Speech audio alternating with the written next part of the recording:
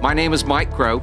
I run a home inspection business. In fact, I've run a couple of them. And I've helped a number of home inspectors be able to reach $300,000 to $400,000 as a single inspector operation. And you can do the same thing.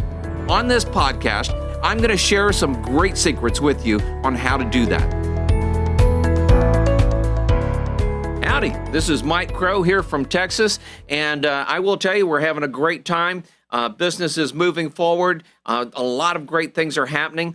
Right now, I'm talking with you about the book that literally changed everything I did in business. Everything. It's the cornerstone of what we talk about, and it's called The E-Myth Revisited. Again, when I got the book, it was called The E-Myth.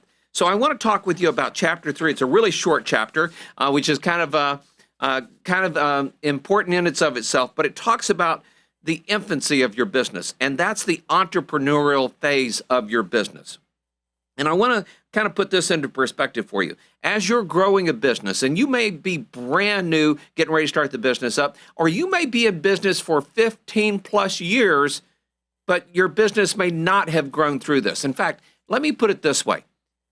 Do you have 15 years of experience, or do you have 15 years of 1 year of experience? And see, sometimes when I say that to people, I go, oh, I never looked at it that way. So I have 1 year of experience 15 times. And that's what a lot of people that are in business, they have that. And here's the cool thing is, boy, I will tell you that if you've got 1 year of experience 15 times, that is like driving a car, and you could drive somewhere that's an hour away and get there and never look at a map, never look at a thing. Imagine you did that for 15 years. That's how you do inspections. You've got it down. What I want to help bring into your life now is how to be the entrepreneur in the business, how to be the manager in the business, and how to make sure that the business continues to grow. Maybe you wish to do inspections yourself your entire life. That's great. There's nothing wrong with that. In most cases, people want to sell the business. It's hard to sell the business if you're a single-man operation, okay? It is possible, but it's much harder, and you're going to get less for it. On the other hand, if you have 6 inspectors and you have a couple client coordinators, you have a full-time marketing person, and when I say 6 inspectors, I'm not counting you. You just manage the whole thing. Your business is now worth a lot of money, okay? And that's why I was able to sell my first business for over $1 million, was because I had like 8 inspectors plus office people plus a number of things in place. All right, so Chapter 3, it talks about the infancy. And the infancy of your business, it's really the vision, the entrepreneur in you, and we all have some, but the vision the entrepreneur has inside of that. And so a business growth goes through like 3 different cycles. It goes through infancy, adolescence, and maturity. And the question is, you know, people that have been in business for 15 years, they think their business is in maturity, but it's not, okay? Now, the inspection process may be very mature, but their business is not, okay? Imagine if you were growing up, you were a baby, you were born, you were growing up, and that each part of your body grew to maturity before other parts did. So your arms become fully functional adult arms before your legs do. Wouldn't be a very pretty picture, but that's kind of the way people are growing their businesses out there. And so it's kind of an interesting thing. During the infancy, one of the things that you'll find is that you are a master juggler. You're literally keeping all the balls in the air, okay? In the infancy, the owner and the business are the same thing. And you want to make sure that you grow all parts of the business, and you want to make sure that you put all the pieces. And if you're lucky, okay, all the sweat and worry and work that you put into the business in the very infancy begins to work off. And you're good, all right? You work hard and you get good results, which is wonderful. Your customers are crazy about you. In fact, someone sees you do an inspection, man, somebody else wants you to do another inspection, and another real estate agent wants to start referring you. And all of this is good. Now, here's part of the problem that you're going to run into is they're going to fall in love with you, not the business. And one of the things as we go through this book is I'm going to teach you the difference between unique selling points and personal selling points. And it's one of the things that sometimes people don't understand. So if the business is wrapped around you, You can't get away. It's like a python wrapped around you. You are going to die inside that python's grips, okay? It is going to suffocate you. And so you need to make sure that you're building it so it's a business that at some point you can step out and the business will run by itself. And that was one of the mistakes that I ran into when I was growing the business. The business was wrapped around me. And when I stepped out for 2 weeks, my business literally tried to fall apart. So if you didn't hear that story, go back and listen to some of the earlier podcast and you can hear that. But here's the thing is your customers are crazy about you. They keep coming in drove. And then something weird happens. It all kind of changes. You begin to drop some of the balls, okay?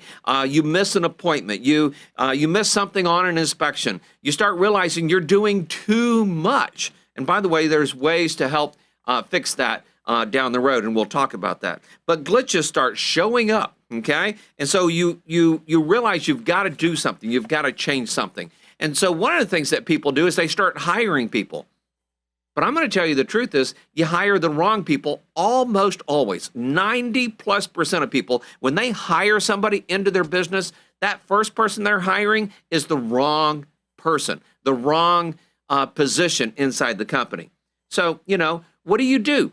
When you hire somebody, it doesn't work out, and now you've got even more business, you know what you do? You work harder, you work longer, all right? And everything just continues to get a little bit more of a hassle. And if you want to take a week off, you literally have to shut the business down and stop taking inspections or stop doing inspections at least while you're gone for that week. And if you want to take 2 weeks off, heaven help you. That's 2 weeks without any income. One of the things that I see sometimes with home inspectors is that like they'll go, oh man, there's this opportunity over here where I can go away for a month and earn a lot of money doing that, and then I'll come back and do my inspection business. And their business dies while they're gone, and they don't even realize why. And so I want to make sure that you don't step into that. So in a flash, you kind of realize your business has become the boss that you thought you left behind. There's no getting rid of the boss. There's no getting rid of that python that has basically got its whole body wrapped around you. And so infancy ends when you realize that the business cannot continue the way it has been going, and that in order for it to survive, it will have to change. And this is where almost everybody makes the most tragic mistake in their business. They hire the wrong people, and they hire people to do certain things, and those people become just like that person. They become so important that if anything happens to that person, then their business suffers again. And we'll talk about that as we go into the adolescence of the business and who do you hire and why do you hire? Well, that's all for today. This is Mike Crow, and I just want to tell you once again, be successful and be around those that are successful. It's so much easier to play big when you're playing on a team with winners. If you're out there all by yourself every single day and you're trying to create everything from scratch yourself, well, you're just going to have to do it by trial and error. But if you stand next to 10 other people that are being successful and going that direction, you're going to find it so much easier. And you're going to be able to balance things out so much better. I remember the first time we put a mastermind group together of home inspectors, and all of them were from across the country. We all had 6 or more inspectors, and we all sat down, and here's what we realized was 80% of everything we did, everybody else was doing. But that 20% that I was doing, that they weren't doing, that guy was doing, that I wasn't doing, that guy was doing, that I wasn't doing, changed everything. Changed everything. Kind of the 80-20 rule, right? And when I started putting some of that 20% into my business and changing those little pieces, my business got so much more successful and solid and stable. So be successful and be around those that are successful. And, the cool thing is when you do that, the more money you make, the more people you can help. This is Mike Crow. Have a great day, and I'll talk with you again soon.